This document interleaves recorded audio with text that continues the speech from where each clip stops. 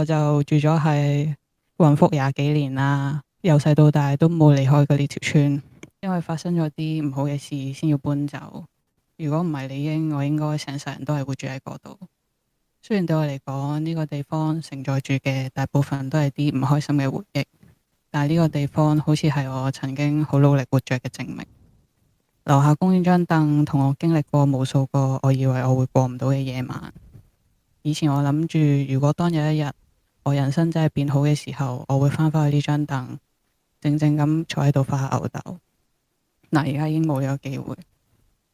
我以為呢6年我已經學識每一個日常都唔係必然呢個道理，越日常嘅記憶，原來越要用力去記得。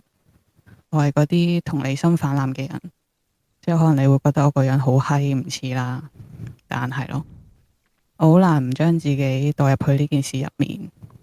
平時我都唔會特別去記起呢個地方發生過嘅事，可能係自我保護機制啦。我好多個案嘅記憶都係零碎，可能怕自己記起，但我而家怕自己真係唔再記得，所以我刻意去回想過往嘅人事物，然後我記起同一層嘅一個婆婆，我甚至唔知佢叫咩名，佢都唔知我叫咩名。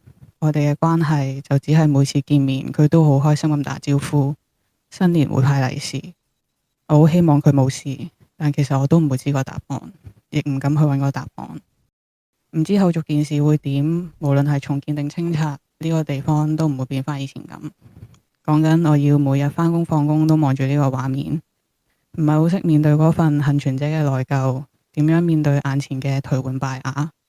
會覺得眼前嘅畫面唔係真嘅，以為拍緊戲，好想有人嗌聲咳，呢度就會着返燈。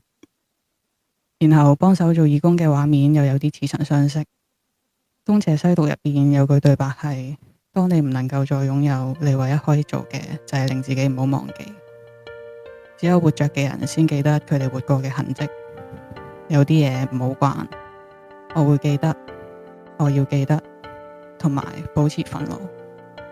當我們一起走過。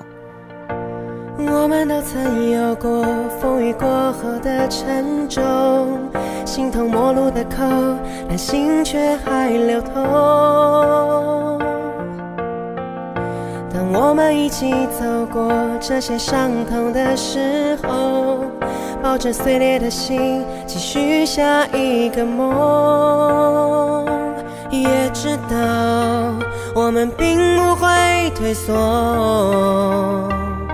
狂奔的念頭不曾停止溫柔，一直到將來我們都成熟，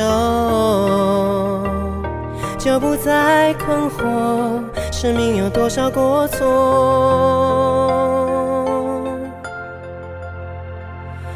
我在曠野漂流，漂流的盡頭就是你愛的寬容，